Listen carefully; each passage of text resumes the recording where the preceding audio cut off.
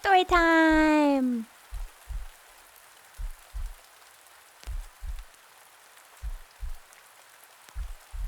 Hey friends, welcome back. Today we've got 2 creepypasta stories lined up. Dim the lights, get cozy, and let's dive right in. You know what? I want to read some cryptic stuff. I want to read some creepypasta this time. Y'all don't get to be too comfy. There's an Easter bunny one. This one is called Pastel Horrors. Pastel Horrors. The Easter basket arrived this morning, though I live alone and ordered nothing. Inside, nestled amongst the garish plastic grass, wasn't chocolate, but a single impossibly large, milky white eye staring up at me. It wasn't glass. It felt disturbingly organic beneath my hesitant fingertip, cool and slightly yielding, veined with faint red capillaries that seemed to pulse with a sluggish, unseen life. I slammed the lid shut, my breath catching in my throat. My hands trembled as I shoved the wicker basket onto the cluttered kitchen counter, knocking over a stack of unpaid bills. Who sent this? Why? I'd retreated to this dilapidated cabin, inherited from a great aunt I barely knew, precisely to escape people, to escape everything after the breakdown. Miles from the nearest town, surrounded by dense, whispering woods, solitude was supposed to be my sanctuary, my cure. Now this grotesque parody of an Easter gift had breached my isolation, a violation delivered right to my doorstep. Easter Sunday was still 3 days away. The irony wasn't lost on me. A holiday of rebirth and pastel cheer felt like a personal mockery in the face of my own stagnant grief and fraying nerves. My psychiatrist, Dr. Ayres, had encouraged a move, called it a geographical cure. A chance to reset away from the triggers of my former life. The empty nursery, the sympathetic glances, the oppressive weight of what happened. But the silence here wasn't peaceful. It was pregnant, filled with the rustling secrets of the woods and the creaks of this ancient cabin. Sounds that my overwrought mind readily twisted into threats. I tried to rationalize the eye basket.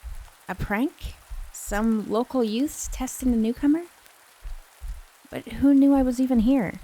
I hadn't interacted with anyone beyond curt nods to the cashier at the distant general store. And the eye, it wasn't something you could just buy at a novelty shop. It looked harvested. Throughout the day, the basket sat on the counter, radiating a palpable wrongness. I avoided looking at it, busying myself with pointless chores, scrubbing already clean floorboards, sorting through boxes of my great aunt's forgotten belongings. Dust motes glanced in the weak afternoon light, filtering through grimy windows, illuminating faded floral wallpaper that seemed to writhe with hidden patterns if I stared too long. The air hung thick and still, smelling of damp wood, decay, and something else. Something sickly sweet, like rotting flowers.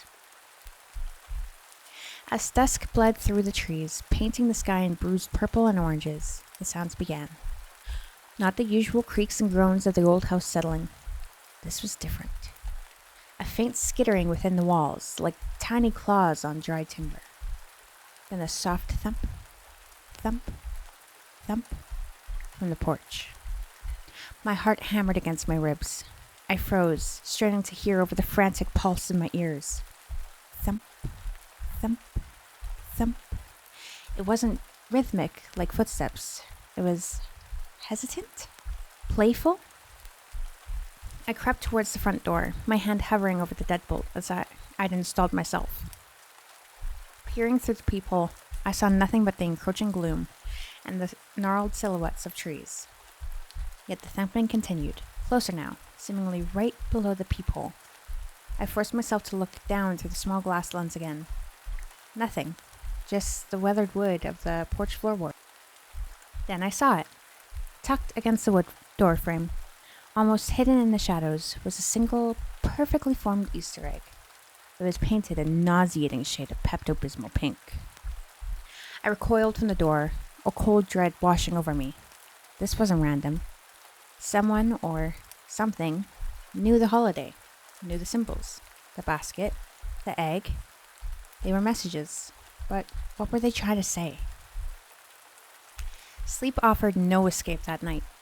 My dreams were a feverish kaleidoscope of pastel colors swirling into suffocating darkness, the disembodied eye floating before me, its pupil dilating, swallowing me whole. I kept hearing the thump, thump, thump, merging with the frantic beat of a rabbit's foot, a sound associated with luck that now felt like a harbinger of doom. I woke repeatedly, drenched in sweat, the silence of the cabin pressing in on me, amplifying every tiny noise into a potential threat. The next day, Good Friday, brought a new horror. More eggs appeared. One was nestled inside my worn yellow boot by the door, painted a sickly yellow. Another sat perched impossibly on the narrow ledge of the bathroom mirror, its shell a pale, veinous blue, like a robin's egg drained of life. They were all perfectly smooth, unnaturally heavy, and cold to the touch. I gathered them gingerly, using tongs, and placed them in a metal bucket, intending to take them far into the woods and bury them. But the feeling of being watched intensified, a prickling sensation on the back of my neck that refused to subside. The woods outside the windows seemed darker, the trees closer, their branches like grasping fingers. I started checking the locks compulsively, peering out windows, jumping at every creak. My rational mind screamed prank, hallucination, stress. But the physical evidence, the basket, the eye, the eggs, argued otherwise. Was I losing my grip again? Was the isolation finally cracking me open, or was something truly malevolent playing games with me? My great aunt, I barely remembered her. A recluse herself, whispered to the eccentric, perhaps even unstable. Had she experienced something similar here? Sorting through another box in the dusty attic, searching for anything, a journal, a letter, I found a child's drawing tucked inside an old photo album. It was done in crayon, depicting a crude, unnaturally tall rabbit figure with long, sharp ears and wide, staring eyes. It stood beside a weeping child, holding aloft a brightly colored egg. Around them, the trees were drawn like jagged teeth. Below it, in childish scrawl was written, "The Easter Man sees." A chill colder than the attic air snaked down my spine. The Easter Man, not the Easter Bunny. The term itself felt loaded, sinister. Was this just a child's nightmare or a record of something real? That evening, the skittering in the walls grew louder, frantic. It sounded like something larger now, scrabbling, desperate. And then came the whispering, faint, grating, just at the edge of hearing. It seemed to emanate from the walls themselves, from the very air around me. I couldn't make out words, just a suggestion of a voice, insidious and cold. Panic clawed at my throat. I had to get out. I grabbed my keys, flung open the front door, and stopped dead. The porch was covered in eggs, dozens of them in every sickly pastel shade imaginable, arranged in a spiral pattern leading from the woods to my doorstep. And in the center, directly in the front of the door, sat the wicker basket. The lid was open. The eye was gone. My breath hitched. Where was it? I scanned the porch, the surrounding yard, the deepening shadows under the trees. Nothing. Just a silent, accusing army of eggs. The whispering seemed louder out here, swirling around me like unseen insects. The sweet, rotting floral smell was overpowering. I backed slowly into the cabin, slamming and bolting the door. My mind raced. The eye was gone. Had it taken it back? The Easter Man? Was the creature from the drawing real? Was it inside the walls, or was it outside, leaving the grotesque offerings? I spent the rest of Friday huddled in the living room, clutching a heavy fireplace poker.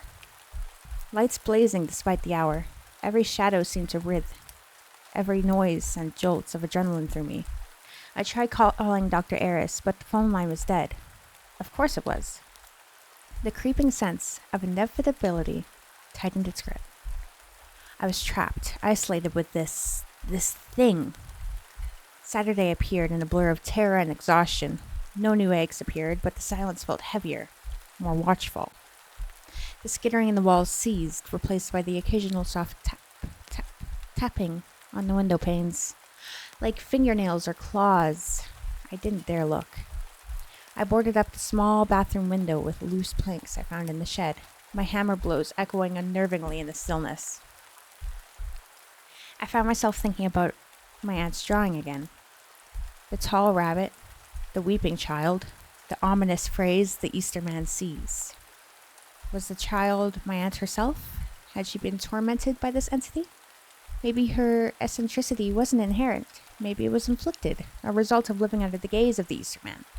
Maybe the cabin itself held the memory of that fear, and now it latched onto me. Desperation gnawed at me. I needed proof, something concrete, to anchor my sanity or confirm my terror. I went back to the attic, tearing through boxes with renewed urgency. Behind a stack of moth-eaten blankets, I found it. A small, leather-bound diary. My aunt's. Her handwriting started neat, documenting mundane details of solitary life. But as the entries progressed, coinciding with springtime year after year, the writing became frantic, jagged. She wrote of gifts left on the porch, of pastel colors that felt wrong, of a tall shadow with long ears seen at the edge of the woods. She described the scratching at the door, whispers in the walls, and the feeling of being perpetually watched. It comes with spring, one entry read, dated decades ago near Easter. It mimics the season, the rebirth, but it's old, older than the woods. It wants connection. It collects things, shiny things, living things. It left an egg today, perfectly blue, heavy. I think there's something inside. Another year, another entry. The Easter man is closer this year. I saw its face in the window reflection, all teeth and vacant eyes. It wants in. It whispers my name. Sometimes I think I invited it. Long ago. A childhood game gone wrong. The last entry was short, almost illegible. Dated Easter Sunday, 1978. It's in the house. Found the loose floorboard. Such long fingers. Such pretty colors. Happy East. The ink trailed off in a jagged smear. My blood ran cold. It wasn't just me. It wasn't my grief, my breakdown. My aunt had faced this, and she hadn't survived. It got in. It found a way. The loose board. I frantically scanned the attic floor, the walls. Where? Then I heard it. A faint scraping sound, coming not from the walls this time, but from the main floor below. Slow, deliberate scrapes, followed by a soft thump, like something being set down gently. Clutching the diary, I crept down the attic stairs. The poker held high, the house was silent again, but the air felt electric, charged with imminent violation. I moved towards the living room, my heart pounding a frantic rhythm against my ribs. Thump, thump, thump. I peered around the door frame. In the center of the room, bathed in the pale moonlight filtering through the grimy window, sat a single, enormous Easter egg. Easily 3 feet tall, it dwarfed the ones left outside. Its shell was a swirling mist of sickly pastels.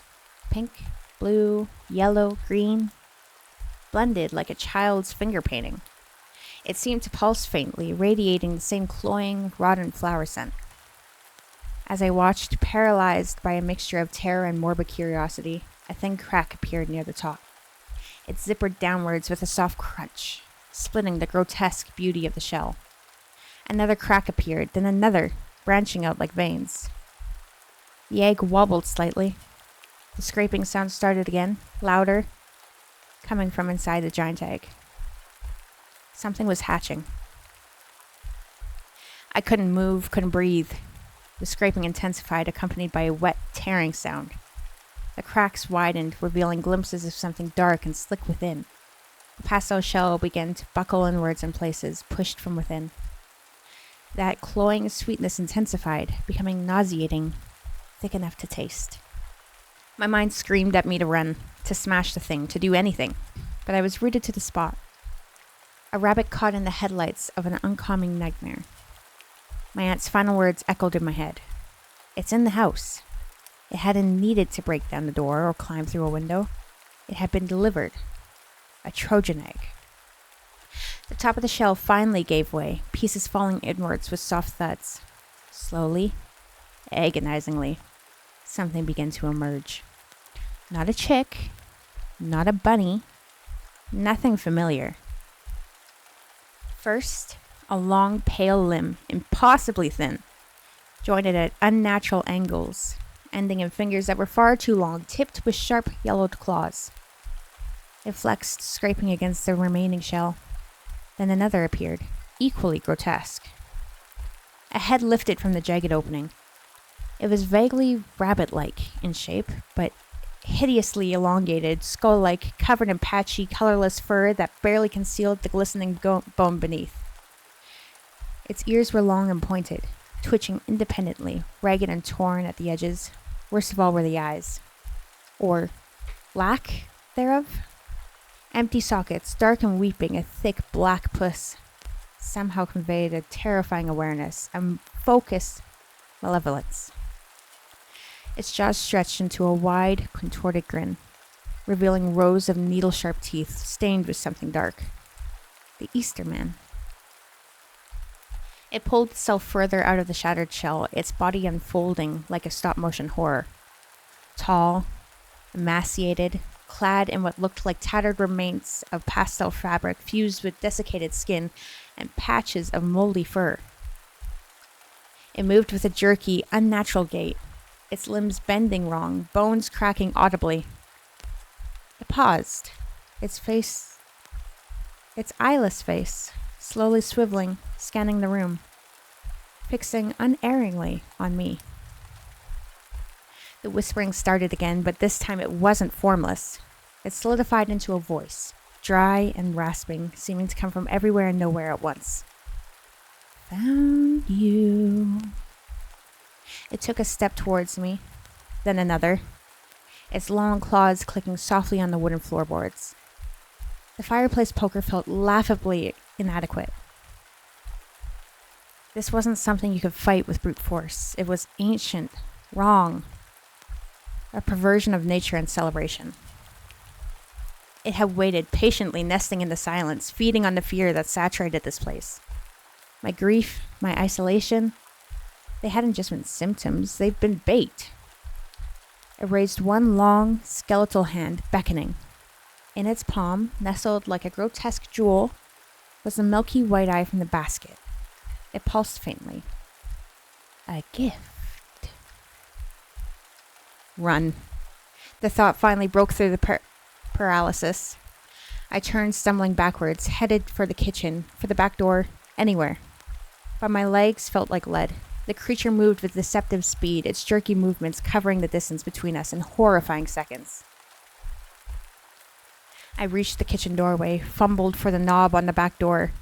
It was boarded up from the outside, I remembered with a fresh wave of despair. I was trapped. I spun around, poker raised defensively. The Easter Man filled the doorway, impossibly tall, its silhouette framed against the dim light of the living room. It tilted its head, the grin stretching wider, black ichor dripping onto the floor. Time for the hunt, it hissed. It lunged. I screamed, swinging the poker wildly. It connected with something hard, eliciting a dry, cracking sound, but the creature barely flinched. Its long fingers, cold as grave dirt, clamped around my wrist. Unimaginable strength pulled me forward, off balance. I stared into those empty, weeping sockets, seeing not darkness, but a swirling vortex of sickeningly sweet pastel colors, threatening to swallow me whole. The last thing I saw before the colors consumed my vision was its other hand, reaching for my face, holding aloft a single, milky white eye. The last thing I heard was a whisper right beside my ear, promising rebirth. A terrible, pastel-colored rebirth. They found me wandering on the highway miles from the cabin, barefoot, clothes torn, babbling about eggs and colors that screamed. I don't remember leaving the cabin, nor the confrontation's true end. There are gaps filled with swirling pastels, the chilling weight of something smooth and cool pressed into my palm, and the phantom taste of sickly sweetness. I spent weeks in a quiet room with soft walls, trying to convince Dr. Eris and myself that the Easter Man was just a manifestation, a product of grief and isolation. He nodded sympathetically, adjusted my medication, and spoke of stress-induced psychosis. It's perpetually spring now, inside my head. Now I live in a small gray apartment in a city whose name I barely know. Gray walls, gray furniture, gray clothes. I chose it specifically for its lack of color. Yet, color finds me. The pale yellow of morning sunlight feels aggressive. The gentle pink of a neighbor's flower box seems to pulse with hidden veins. And the clear blue sky? Some days the blue is the worst. It's too close to the robin's egg shade, the one that offered that final fractured moment. Sometimes I catch myself staring at it, a strange longing mixed with the familiar dread. I avoided mirrors. Reflections are untrustworthy. Sometimes for a split second the proportions seem wrong, the ears too long, the eyes too dark. I haven't bought eggs since I left the hospital, but occasionally I find one. Tucked inside a shoe, sitting on the windowsill, nestled in the pocket of a coat I hadn't worn in weeks. Small, perfectly formed, painted in a muted pastel shade. I dispose of them immediately, scrubbing my hands raw afterwards, but the gesture feels futile. They are reminders, promises. Spring arrived officially last week. The shops are filled with cheerful decorations, bright baskets, and foil-wrapped chocolates. The colors seem garish, offensive. But yesterday, walking past a bakery, I saw a display of delicately painted marzipan eggs. One, a perfect pale veinous blue, seemed to call to me. I found myself stopping, staring, a slow smile spreading across my face before I caught myself. The feeling was horrifying. It wasn't fear. Not entirely. It was recognition. But I know with a certainty that chills me deeper than any winter would that the hunt isn't over. Perhaps it never ends. Perhaps the rebirth is just slow. And perhaps deep down, a part of me is waiting, ready to finally accept the gift. Ready for the colors. That was Pastel Horrors on creepypasta.com. Creepypasta.com, 7 Turns Road. If you ever find yourself driving alone at night, maybe after a night drinking with friends, getting off work late, or pushing yourself to reach a distant destination, refusing to stop for rest and suddenly finding you're on a road that doesn't appear on your GPS or map, unsure how you even got there, you may have unknowingly been selected by 7 Turns Road. Take a deep breath and follow this guide exactly. I've traveled this road many times myself. There's no turning back, no stopping, only forward. First off, you need to understand something. You were chosen, and I have no idea why. There are no rituals, no secret incantations, or hidden routes to memorize. Believe me, I've looked for patterns. I've tried to outsmart it, and I've failed every time. The truth is simple and unsettling. You'll never find 7 Turns Road intentionally. It finds you. At first, it's subtle. After making just one turn, your original route blends seamlessly into an endless stretch that feels both familiar and surreal. It doesn't matter where you were originally heading. You'll know with absolute certainty that truly you're on 7 Turns Road when the temperature abruptly plummets and roadside signs blur, warp, or become nonsensical, dreamlike symbols, distorted letters, upside-down markers. You'll feel it deep in your gut. Don't fixate on the signs. That's how it tricks you into losing control. You can slow down, even stop briefly. Hell, if panic sets in hard enough, you can step outside for a breath. But never, ever make it a habit. Those who get comfortable leaving their vehicle don't tend to survive. Read carefully, memorize these steps, and accept the reality you've entered. The only path out is straight ahead. Continue along the road. Wherever you started will feel somewhat familiar, yet increasingly distant. Eventually, this stretch will lead you to a second turn. Your car's radio will switch on automatically. Attempts to turn it off or adjust the volume will fail. At first, you'll hear a faint white noise that gradually evolves into a woman's soft muttering. Indecipherable gibberish that slowly transforms into coherent words, spilling out your darkest secrets, hidden truths you've told no one. I was terrified the first few times, but keep your eyes glued to the road. Your headlights are your only illumination, and you cannot afford to crash. Ignore the women and drive until the next turn appears. By the third turn, any lingering familiarity of your surroundings will vanish entirely. A dense, oppressive forest will surge upwards, its thick, tangled branches arching overhead to form an almost suffocating canopy, enclosing you completely. On either side of the road, animals will appear, standing impossibly still, A fox, a squirrel, a bear, a bird, all fixed like grotesque statues. Their empty, hollow eyes will lock onto your every movement, head slowly pivoting in unnatural synchronization as your vehicle passes. Keep driving. Do not acknowledge them. They aren't animals, not anymore. They're mere husks, puppeteered by the road itself as silent watchers. If curiosity compels you to glance again, and trust me, you shouldn't, you'll notice those husks beginning to distort, melting as if made from wax beneath a relentless flame. Fur slows away in thick, wet clumps, revealing slick, gleaming surfaces beneath like dark, chitinous exoskeletons. Eyes liquefy, dribbling slowly from their sockets in streams of vicious decay. The forest around you fills with the sickly sounds of dripping, the quiet cracks and pops of joints shifting beneath unraveling skin. Eyes forward. Keep your foot steady on the gas. Pretend you don't see them, because I assure you, they see you. At the fourth turn, your fuel gauge will begin to plummet alarmingly fast. Your headlights will flicker intermittently. Remain calm.